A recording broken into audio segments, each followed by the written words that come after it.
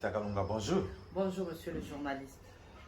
24 heures après l'investiture du gouvernement Soumina, quelle lecture faites-vous du programme de ce gouvernement? Vous savez, ma lecture, avant toute chose, je voudrais d'abord féliciter Madame la toute première ministre de ce gouvernement, toute première ministre femme.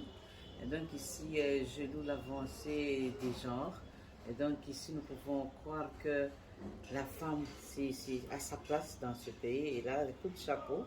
Et je voudrais ici aussi dire que c'est une première et qu'elle soit vraiment celle qui peut se démarquer par rapport à ses prédécesseurs.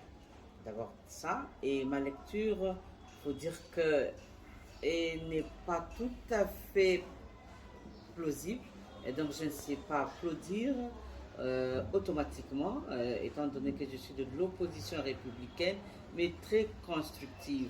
Et donc ici, je voudrais trouver la part totale de notre population, et donc voir le vrai social.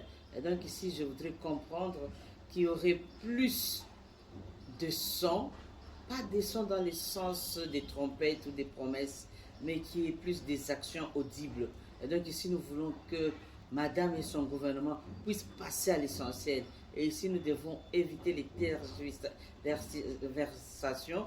Et donc, nous voudrons comprendre que les choses peuvent être sérieuses. Parce qu'à lire le gouvernement, à comprendre son programme, nous pensons que la priorité a été renvoyée au second plan. Ici, la priorité, c'est la sécurité.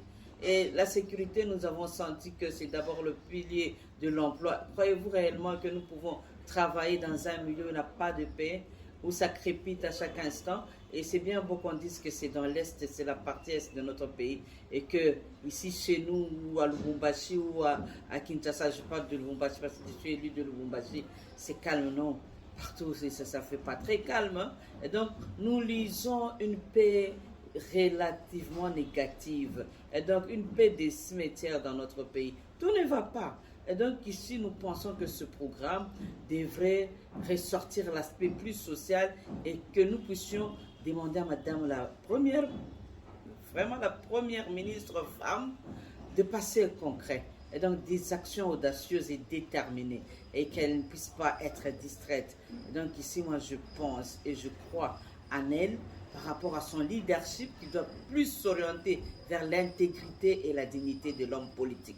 Et donc l'absence de l'homme politique intègre et digne est vraiment en souffrance.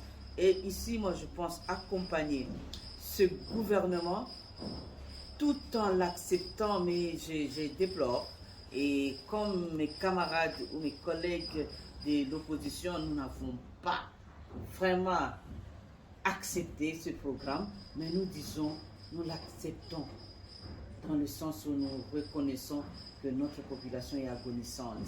Et donc, nous accordons du crédit à Madame pour pouvoir commencer son programme, mais que ceci soit une réalité concrète. Voilà. Pourquoi vous êtes abstenu dans la salle quand on a demandé de voter pour l'investiture du gouvernement? Vous savez, nous sommes le peuple. Et le cri que nous devons absolument ressortir, c'est le cri du peuple. Le peuple n'attend pas cela. Le peuple, sous le premier mandat, n'a pas tellement applaudi.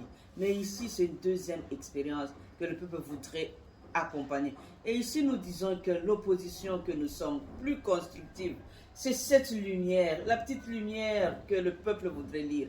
Et donc, applaudir au premier moment, c'est peut-être nuire à cette population. Mais nous voulons les actions.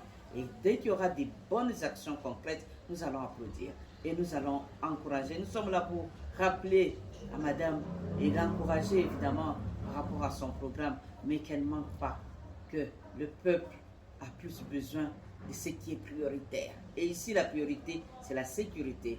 Et nous ne pouvons que vraiment bénir ou applaudir si la sécurité se restaure sur l'étendue de notre République. Dans le programme de ce gouvernement, selon le projet présenté, est-ce que toutes les provinces sont prises en compte? Malheureusement pas. Ici, c'est par rapport à la lecture que j'ai eu à suivre avec les collègues. Bon, j'ai compris que certaines provinces n'ont pas été citées et évidemment ma province non plus. Et vous allez comprendre que le Haut-Katanga n'a pas été très touché non plus.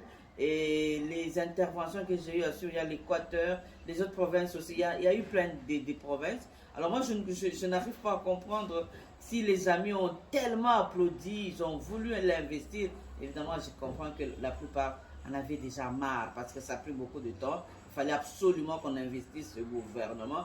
Mais qu'à cela ne tienne, il y a des mots, ils ont essayé d'habiller plus ou moins, et peut-être flatter madame, je ne crois pas. Mais moi, j'encourage parce qu'elle est dame.